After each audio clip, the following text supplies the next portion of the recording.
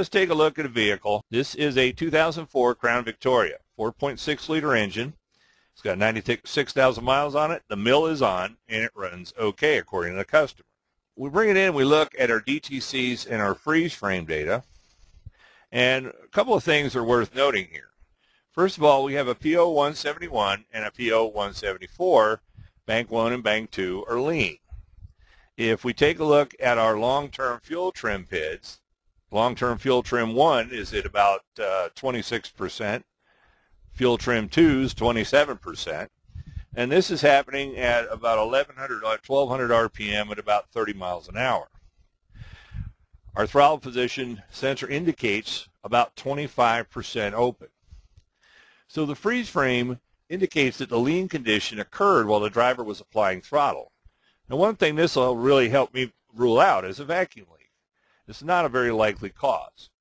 So the other possibility that we can rule out with this freeze frame, due to the fact that Ford presents their fuel rail pressure sensor information on the freeze frame, is the fuel rail pressure PID, indicating that we're probably not running out of gasoline under this light load cruise type condition. Now here we see the scan data collected at idle. Again, we have around 55 psi fuel rail pressure. We have a long-term fuel trim of almost 15% on Bank 1 and Bank 2. Our mass airflow sensor is about 0.9 volts, which is not unusual for a Ford. Grams per second at idle are pretty close to the engine displacement, which kind of helps also rule out a vacuum leak. Okay? So, it is, while it is not totally impossible, the vacuum leak's really not looking too good right now. The technician checks for vacuum leaks real quick just by bringing the engine RPM up, and he sees that the fuel trim numbers don't correct as he brings it off idle. Remember, the fuel pressure PID is looking okay on the freeze frame, so the list is getting kind of short on us now. That could cause P0171, 172, two simultaneously bad O2 sensors. I don't know. This technician says to himself, I think I'm going to check the fuel. So he gets a sample of fuel, and he gets it in a bottle, and he notices that it's clear and it's weak smelling, and he's wondering if it's E85. He walks around to the back of the car, and he doesn't see the emblem for flex fuel. He looks at the filler neck. He doesn't see a flex fuel cap. So he's pretty sure that what this guy did with the car is to put E85 in a non-flex fuel vehicle. Well, the poor man's E85 test includes using a pop bottle and then adding some water to the sample. The sample out of this car is on the left-hand side. And as you can see, because of the alcohol content, the water immediately mixed with the alcohol and our fuel became cloudy. The sample on the right-hand side is gasoline with water. Here's the line, and the gasoline is sitting on top of the water. The water is heavier and sinks to the bottom of the pop bottle. So that's not, this is what came out of our car. This is just to give you an example of what it would have looked like if water would have been in the fuel. How are we going to repair the Crown Vic? This is not a flex fuel vehicle. However, the fuel system should be okay.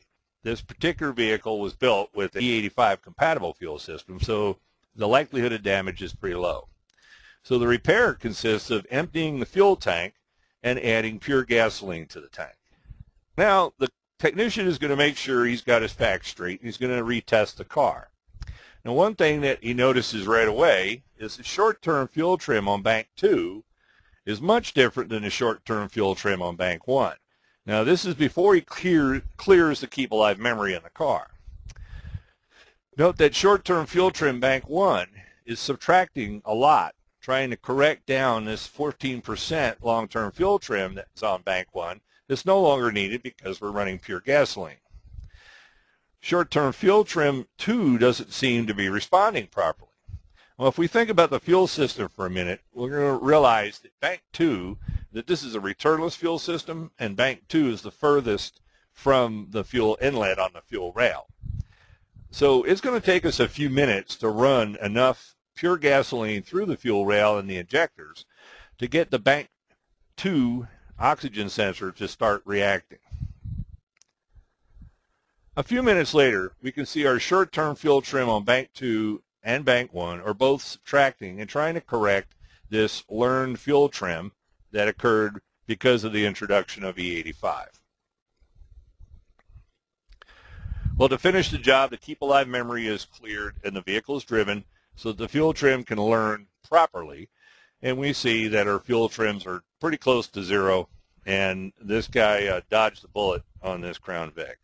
So to recap what we've covered, if E85 is used in a non-E85 vehicle, we can expect a hard start cold and a rough run cold. Now, the vehicle that we just looked at came into the dealership in South Carolina when it was about 100 degrees out, and you know, the customer didn't complain of any types of drivability complaints, but that's because I didn't let the car get cold and sit overnight. The next morning, I can assure you this car would have had some drivability problems. Also remember, we're going to have high fuel trim and possible component damage. Make sure to check the gas cap before refueling. Make sure the customer knows that he shouldn't put E85 in a non-E85 car. Something else you might want your customers to think about is when they're buying fuel, to make sure they take a look at that gas pump and don't find a sticker on there that says this fuel contains 15% ethanol. That might cause some problems.